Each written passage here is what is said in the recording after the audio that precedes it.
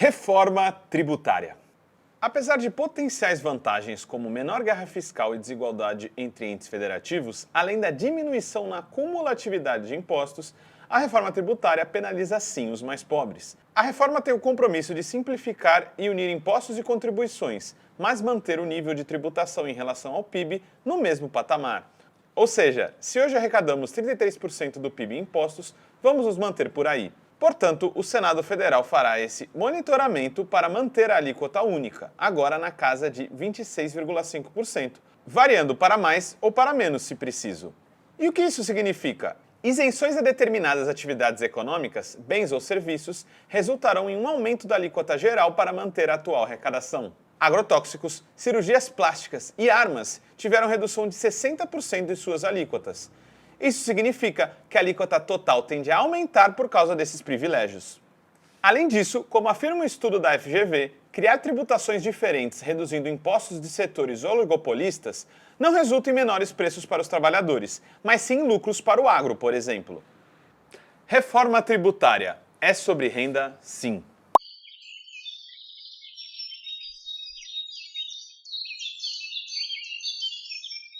Boa alvorada, período vespertino, noturno ou boa insônia para você que viu que vai ser taxado dentro dessa reforma mais do que gostaria. Primeiro, não queremos fazer uma crítica bolsonarista aqui, afinal o que está rolando de meme com o Haddad é brincadeira, mas eles vêm muito mais para confundir e não conscientizar a população sobre o que seria uma reforma tributária de verdade. Uma reforma tributária de verdade, ela taxaria mais os ricos que os pobres, algo que se chama justiça tributária, algo que não existe hoje no Brasil.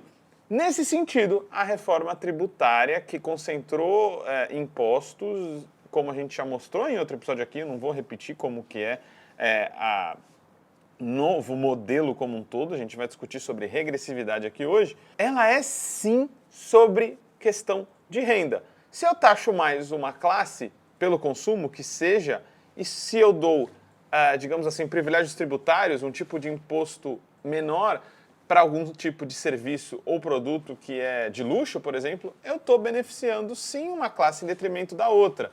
Se eu taxo mais algumas coisas que a classe trabalhadora compra e menos outras que as pessoas mais ricas compram, a gente tem sim uma injustiça e um nível de renda bloqueado de um lado e liberado do outro. Isso é importante a gente entender. E a reforma tributária tem esse aspecto regressivo, sim. E por que ela tem esse aspecto regressivo? Como eu disse na entrada, a gente tem ao redor de 26,5% como alíquota final do que seria a reforma tributária. Todos os impostos vão se fundir e o consumidor vai pagar essa taxa de 26%.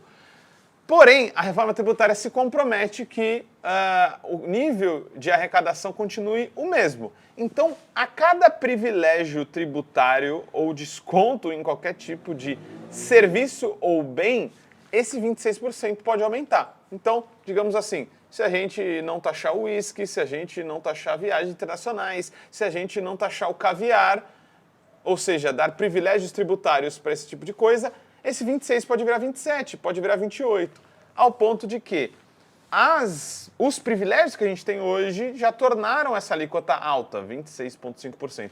Ela poderia ser, inclusive, mais baixa. Nesse sentido, a gente tem que fazer uma discussão também. O imposto seletivo serve para quê? Muito se disse no imposto seletivo, que seria um imposto que taxaria mais coisas que não fazem bem para as pessoas, fazem mal para a saúde, destroem o meio ambiente, coisas do tipo. Elas têm que ser desestimuladas de serem produzidas, na verdade, e esse imposto poderia ir para coisas como transição energética, por exemplo. Essa parte, esse aspecto foi quase que totalmente contingenciado do debate da reforma tributária. Mas pior, o imposto seletivo não abrange agrotóxicos. Os agrotóxicos foram isentados e foram colocados em alíquotas 60% mais baixas. E o que a gente tem a dizer sobre isso? Agrotóxicos fazem mal para a saúde e eles estão sendo estimulados de serem produzidos. Porém, eles impactam seriamente a saúde das pessoas e muito o ambiente. Então, os custos estão sendo socializados, o orgânico ficando menos e o agroecológico ficando menos competitivo porque vão ter menos capacidade de competir se continuar barato um alimento que, na verdade, causa destruição ambiental e piora da saúde das pessoas. Então, socialização de custos é vista quando o governo privilegia esse setor do agro que não deveria, pelo contrário, estar dentro do imposto seletivo para ser taxado. Ainda na questão dos agrotóxicos, é bom salientar, o PSOL, Partido Socialismo e Liberdade, já entrou com uma ação direta de inconstitucionalidade em 2016 para questionar isenções dos agrotóxicos. Essa reforma tributária reforça juridicamente a questão de que supostamente os agrotóxicos seriam importantes para gerar comida para alimentar as pessoas. Então enfraquece inclusive a ADI do PSOL.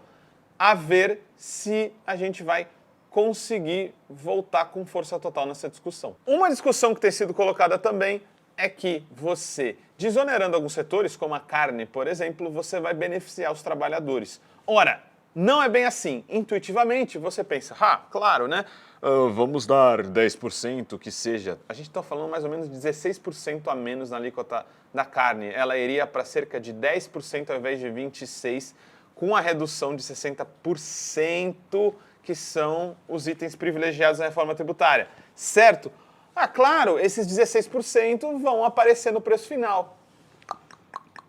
Com isso, vamos a outra discussão que veio muito à tona. Reduzir impostos melhora o preço?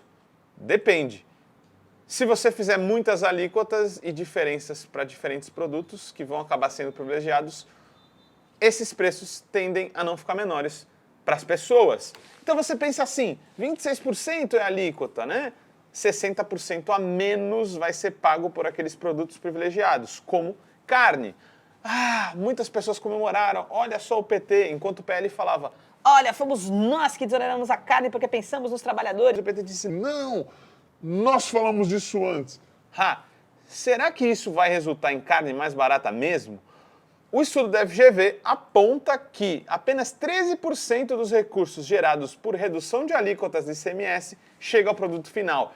Resumindo, setores oligopolistas, monopolistas como o da carne, não repassam a diminuição de impostos para o preço final. Isso vira lucro, pois eles controlam o mercado, eles controlam a oferta. E se a demanda não mudar muito, eles podem simplesmente embolsar isso. Por isso que tem se discutido muito seriamente que foi uma péssima estratégia. O que deveria ter sido feito é colocar a carne, por exemplo, no cashback. Então, o imposto seria, sim, completo, seria uniforme, e a gente deveria tirar o mínimo possível de itens desse imposto completo e a gente ter um cashback para as pessoas de alimentos como a própria carne. E aí não só restringir as pessoas do CAD único, né?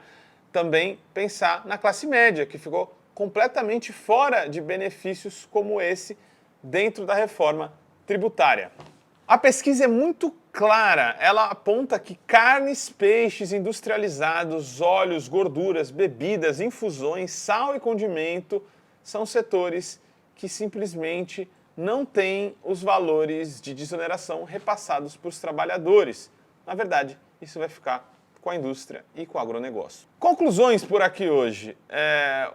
O governo poderia ter feito muito mais com essa reforma tributária, o governo poderia ter colocado muitas audiências públicas para a gente discutir uma reforma tributária de verdade. O governo prometeu que meses depois discutiria uma reforma nos ricos, até agora nada foi tentado. Essa reforma tributária tem aspectos positivos de simplificação, mas porém a regressividade está aí e está muito latente.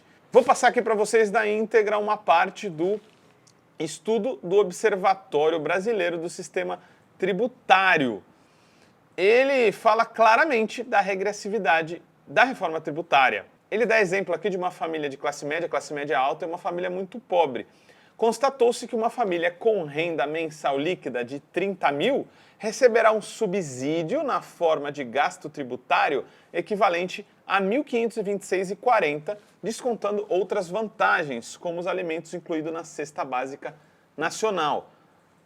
Em contrapartida, uma família com renda de R$ 1.412 e 5 pessoas vai receber apenas R$ 49,21 em transferência direta via cashback, menos R$ 10 por pessoa.